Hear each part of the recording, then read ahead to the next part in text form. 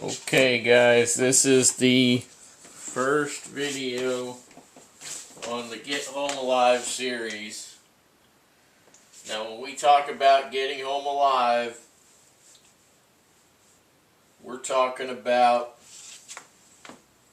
in general, people will leave home and they will go to work or school, university, what have you. And then they plan on coming home afterwards, right? So, what we want to do is we want to plan to have a pack or a bag that we can carry in a pack manner, right? That will go with us from home to wherever we go in our daily life, and then be able to come home again with that should a situation arise that could potentially try to prevent us from coming home. And that could be just about anything these days. There could be a nuclear strike. There could be a EMP, whether natural or unnatural, that just knocks out vehicles and so on. Could be just about anything, right? But we want to be prepared for any eventuality that we might face within reason. And I say within reason, and with this pack, okay? So the Get Home Alive pack or Get Home bag, I have a target weight of 40 pounds or less. For anybody out of town, that's 18 kilos or less. Less is better, obviously, because you will be on foot more than likely.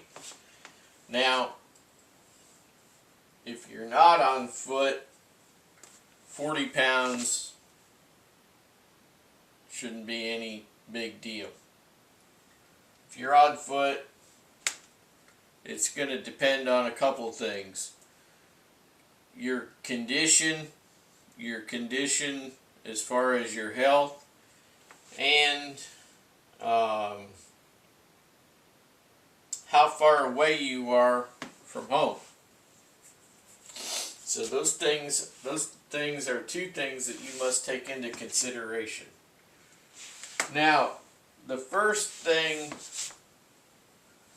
that I look for in a Get Home bag or a Get Home Alive bag is it has to be tough. It has to be military issue, or it has to be made to military spec so that any military person can walk in, purchase it, and then go use it on the battlefield. This is the type of quality that I look for in this type of bag, because you are, in general, have it with you daily, in and out of the car, in and out of the truck, in and out of school, in and out of your work, etc. Right? And it's constantly being used. Even if it's only carrying it to and from, it's still being used. It has to put up with that daily carrying of weight. School bags don't do it. They will fall apart on you. And generally, as we all know, things like that will fall apart on you at the least convenient time. So please stay away from your average big box store bag, with a caveat. caveat is that you need something.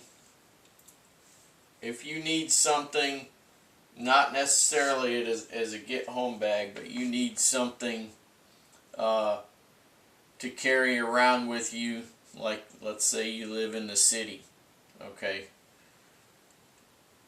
then you want something that's gonna fit in and not make you stand out. So there's a couple of bags that I want to go over first. This is probably going to go into a number 2 video on bags, because I got 5 bags here and I want to discuss each one or each type of scenario.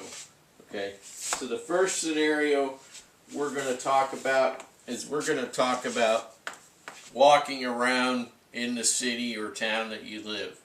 Okay, and you want to look like every other guy or woman walking around.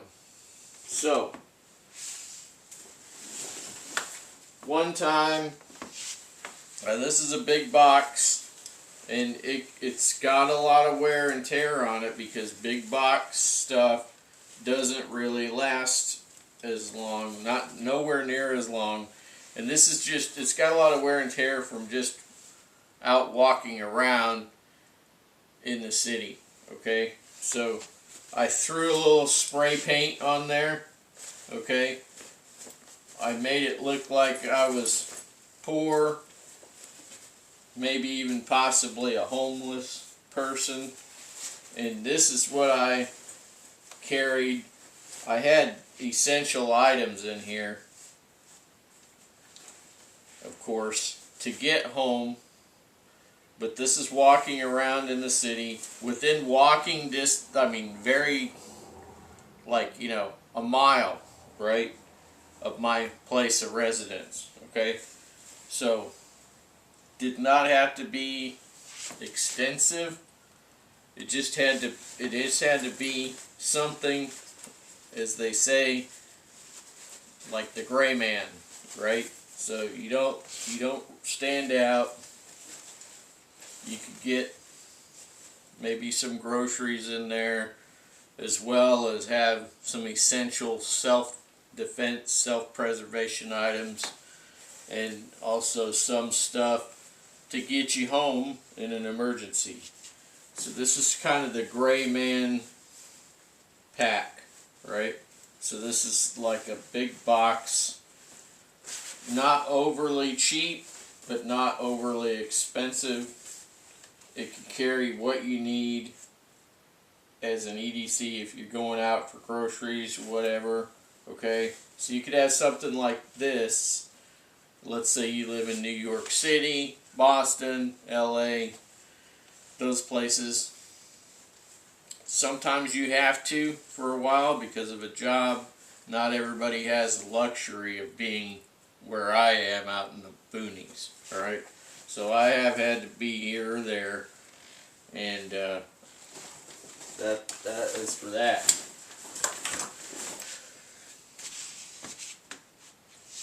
Got a few minutes left here. I'm going to go over real quick a couple other options along that line. So in the city, say New York City or Boston, I'm in New England, a lot of homeless people carry Alice packs. They carry medium or large Alice packs. So this is something that you might consider as an EDC and a get home bag, both.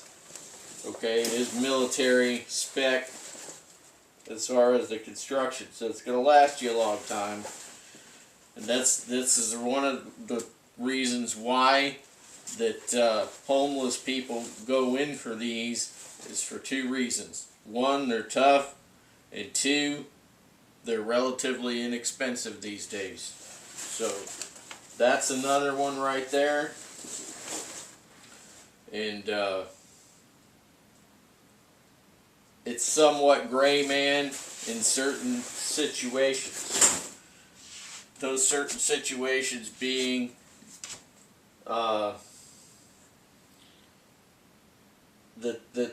that's something that's acceptable wherever you are.